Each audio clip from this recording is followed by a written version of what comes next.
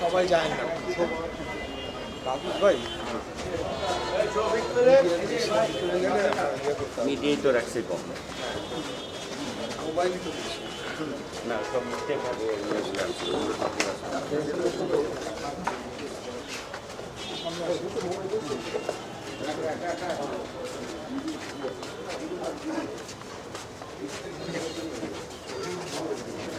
শহীদ ইসলামের 5 আগস্টে শহীদ হয়েছে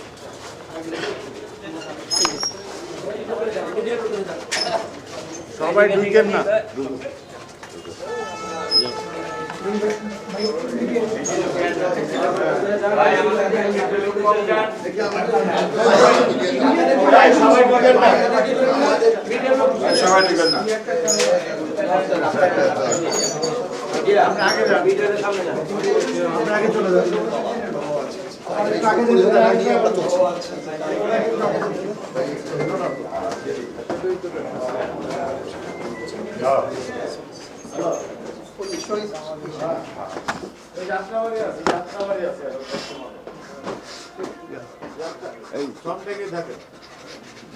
ইয়ে করো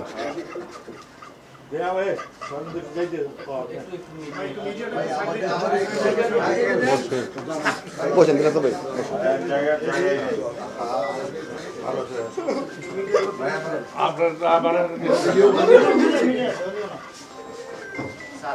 ঠিক আছে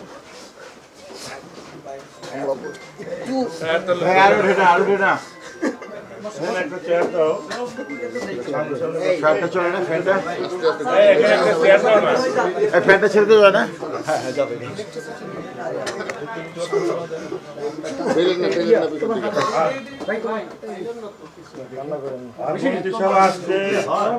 উনি আপনাদেরকে দেখা ভালো করবেন উনি আপনাদের আশ্বস্ত করেছেন এবং পরিবারদের সহযোগিতার জন্য প্রধানমন্ত্রী আপনাকে কথা বলবেন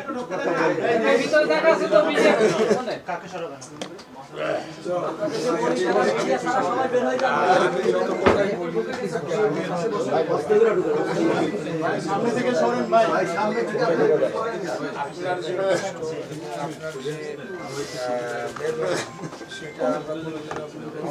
আরে ভাই মোবাইল ধাক্কাচ্ছে কেন কথা বলেন এটা কষ্টটা খামটা নেন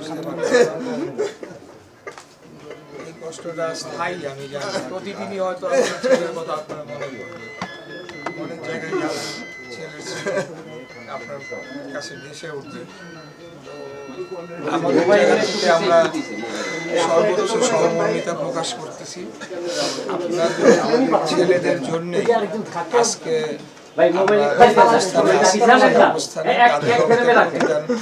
বলে আমি বিশ্বাস করি তাদের বিচার যারা এটার সাথে জড়িত ছিল এই গণহত্যার সাথে জড়িত ছিল এই বিচারটা নিশ্চিত করা আমাদের এক নম্বর প্রায়োরিটি আমরা অবশ্যই এটার বিচার করব বাংলাদেশে এই একটা ঘটনা ঘটছে এই ঘটনা বিচার হবে না এরকম হইতে পারে না আর আমাদের আজকে আসার উদ্দেশ্য হচ্ছে আমাদের মাননীয় প্রধানমন্ত্রী তিনি আমাদেরকে পাঠাইছেন যে আপনাদের খোঁজ খবর নেওয়ার জন্য আপনারা কেমন আছেন কীভাবে আছেন আপনাদের সমস্যা থাকলে সেই ব্যাপারে আমরা সহযোগিতা করব আর আপনার ছেলেদের ধরে রাখা এটা একটা আমাদের দায়িত্ব আমি যে মন্ত্রণালয়ে আছি তাদের জাতির ছিল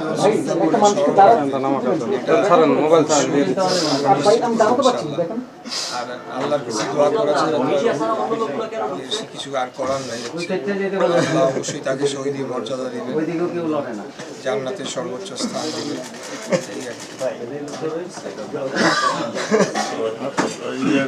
সমাবেশের দাওয়াত দিবে না? অবশ্যই এটা আমরা একটা প্রোগ্রাম করতেছি শহীদদের স্মরণে, যারা যাত্রাবাড়ি এই অঞ্চলে বিশেষ করে। তো সেখানে আপনাদেরকে আমরা অবশ্যই দাওয়াতপত্র, বিশেষ অতিথি হিসেবে আপনারা আসবেন। এটা আগামী মাসের 22 তারিখে হবে। তো সেটা আমরা পৌঁছাই দেবো মন্ত্রণালয়ের পক্ষ থেকে। আপনাদের সুখ দুঃখের কথা বলবেন, যাতে জাতি এটা জানে যে আপনারা প্রতিদিন যে কষ্টের ভিতর দিয়ে যাচ্ছেন। আমরা হয়তো এখন হাসিনা চলে গেছে, আমরা একটু ভালো আছি, আমরা শান্তিতে আছি, কিন্তু আপনাদের ভিতরে যে কষ্টটা, এটা তো প্রতিদিনের কষ্ট। তো এটা আমি বুঝি।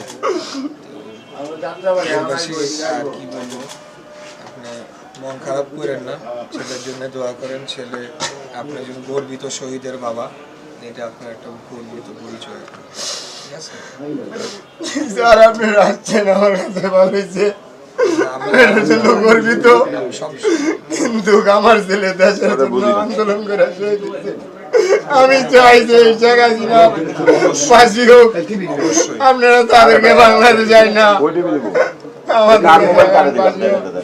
তার আম্মা পুরে অসুস্থ, কান্দে কান্দে পুরো ক্লান্ত। আমার যে 5টা গুলি করছে তারা, এই শেখ হাসিনার পেটিও বাহিনী দীর্ঘদিন আন্দোলন করছে, আপনারা দেখছেন। একটু পিছন থেকে ধাক্কাটা কম কিন্তু আমরা সফল হয়েছি 5ই আগস্টে। ভাই আমাদের ছেলে রক্ত দিচ্ছে, জীবন দিচ্ছে। তারা আমার ছেলেরে বাঁচতে দেয় নাই। আমার ছেলেকে 3টা গুলি করার পরও আমার ছেলে দৌড়ে দিয়ে পালাইছে। ওই দিন দিয়ে তারা দৌড়ে এনে আবার 2টা গুলি করছে। আপনি বিচার চান সরকারের কাছে? আমি সরকারের কাছে বিচার চাই না, আমার আপনার আসেন সরকারের কাছে হাসিনার ফাঁসি চাই। অবশ্যই যাদের যে কামরা ছিল, ওর নির্দেশে যারা গুলি করছে, যারা হত্যা করছে, তাদের ফাঁসি চাই। অবশ্যই এটাই হওয়া উচিত, এটাই হবে। আমি সরকারের কাছে এটা আবেদন জানাই। আমি সরকারের একজন প্রতিনিধি হিসেবে আমার দায়িত্ব যতটুকু আপনাদের বার্তাটা পৌঁছায় দেওয়া। আর আমি নিজেও এই আন্দোলনের নিজেকে একজন শরিক মনে করি, আমি নিজেকেও একজন জুলাই আন্দোলনের একজন যোদ্ধা মনে করি। তো হাসিনার যে 17 বছরের যে গুম খুন নির্যাতন এবং সর্বশেষ যে গণহত্যা করছে, এটার জন্য তার সর্বোচ্চ শাস্তি অবশ্যই হওয়া উচিত। তো সেটা দাবি আপনারা জোরালোভাবে সবসময় অব্যাহত রাখবেন, যাতে করে কোনো অপশক্তি তাদেরকে আবার প্রতিষ্ঠিত করার বা তাদেরকে শেল্টার দেওয়ার মতো মানে বিন্দুমাত্র কোনো স্পর্ধা না দেখায়। আর আমরা যারা আছি এটাকে ওন করি, অবশ্যই আমরা আপনাদের পাশে আছি এবং আমরা এটাকে কার্যকর করার জন্যই আমাদের সারা জীবনের চেষ্টা থাকবে যে প্রত্যেকেই যারা এটার সাথে জড়িত ছিল, উপর থেকে নিচ পর্যন্ত এই গণহত্যার সাথে, তাদের সকলের যাতে সর্বোচ্চ শাস্তি আমরা নিশ্চিত করে একটা দৃষ্টান্ত রেখে যেতে পারি বাংলাদেশে। এটা আমরা করবো ইনশাআল্লাহ। আমার ছোট ছেলেটা ওই সময় ছিল, ছোট ছেলেটা অজ্ঞান অবস্থা পড়ে আছে। ছোট ছেলেটা এখনো সুস্থ না। ছোট ছেলেটা 20 বছর বয়স। কি করে এখন ওই মাথায় কাজ করে না, পড়ালেখা ছেড়ে দিচ্ছে, এখন বেকার অবস্থায় আছে। আমিও বেকার, আমি বিশাল বড় একটা সার্জারি হয়েছে, আমি কাজকর্ম করতে পারি না। এটা কি এটা কি গুলি লাগছিল? অ্যাক্সিডেন্ট হয়েছিলাম আমি। অ্যাক্সিডেন্ট হয়েছিল? অ্যাক্সিডেন্টে? আচ্ছা ঠিক আছে। আমরা আমার মেয়েটা পুরাটা আপনার ছেলে এবং আপনার ছেলের সাথে যোগাযোগ করবে আমাদের মন্ত্রণালয়। আমরা যারা শহীদ পরিবারের সদস্যরা আছে তাদেরকে আমরা পুনর্বাসন যেটাকে বলি, অর্থাৎ তাদেরকে আমরা কর্মক্ষম করে তুলব এবং তাদের জন্য কর্মসংস্থান করব। এটা আমাদের রাষ্ট্রীয় আইন পাস হয়েছে। হ্যাঁ, তো আপনি চিন্তা করেন না, আমাদের একটু দেরি হয়ে গেছে। আসলে আমরা তো আসছি বেশি দিন হয় নাই, জিনিসগুলো বুঝে উঠতে আমাদের একটু বেগ পেতে হয়েছে, কিন্তু বিগত সরকারের আমলেও এটা হয়ে যাওয়া উচিত ছিল এর মধ্যে পুনর্বাসনের বিষয়টা। তো এখন আমরা এটা দায়িত্ব নিছি। আমি দায়িত্বের সাথেই বলতে চাই যে আপনাদের যাতে আর্থিক কোনো ধরনের কষ্ট না থাকে। আপনাদের যদি আর্থিক কোনো কষ্ট থাকে শহীদ পরিবার, তাহলে তো হচ্ছে লজ্জাজনক কিছু বাংলাদেশে হইতে পারে না। হ্যাঁ, তো আপনার ছেলে সাথে যোগাযোগ করবে, করে তাকে আমরা একটা চাকরির ব্যবস্থা করে দেবো ইনশাআল্লাহ। ঠিক আছে। তো এটা আমার পক্ষ থেকে আমাদের নেতা আমাকে পাঠাইছে দিয়ে আপনার একটু আমি মনে করি যে আমাদের নেতা অত্যন্ত ভালো লোক। কর্মসংস্থান করবে আমাদের নেতার সাথে আমাদের অনেক সময় অনেক কথা হয়েছে, ভিডিও কনফারেন্সে কথা হয়েছে। কথা বলছে আরো হবে এবং উনি সবসময় আপনাদের খোঁজ খবর রাখে। উনি এই ব্যাপারে খুবই সিরিয়াস, আমাদেরকে প্রতিনিয়ত উনি জিজ্ঞেস করে আপডেট নেয় এবং সবসময় তাগাদা দেয় যাতে আমরা আমাদের দায়িত্বটা সঠিকভাবে পালন করি। ঠিক আছে, আপনি চিন্তা করেন না, আমি তো কাছে আছি। হ্যাঁ, আর আমার বাসায় যাবেন। ওই আমাদের স্থানীয় নেতা নবিউল্লাহ নবী সাহেব, উনি পুরা এই এলাকার সমস্ত কিছু দেখভাল করে। আপনি প্রথম যে কোনো সমস্যা হলে সরাসরি ওনার কাছে চলে যাবেন, আমরা সেটা তখন খবর পাই। ঠিক আছে। তো 22 তারিখে আমার টাওয়ারে ওই যে আন্তর্জাতিক ট্রাভেলের বিচারপতিরা আসবে আপনাদের সাক্ষাৎ নেওয়ার জন্য। আপনি যোগাযোগ করেন, লোক আমরা পাঠায় নিয়ে যান। আপনার সাথে যোগাযোগ করবো আমরা।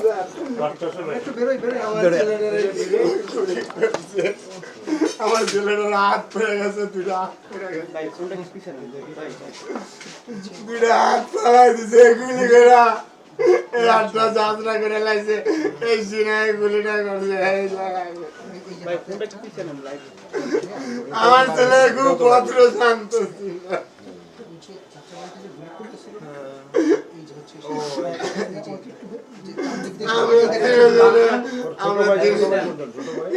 ছোট ভাই এখানে আছে, ছোট ভাইকে আমরা ছোট জন এখানে আছে,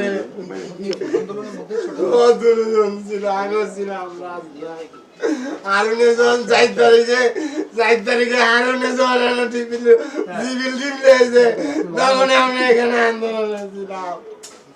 বিচার হবে, আপনাদের বক্তব্য কোর্ট শুনবে এবং সর্বোচ্চ শাস্তি নিশ্চিত করবে। ধৈর্য ধরে।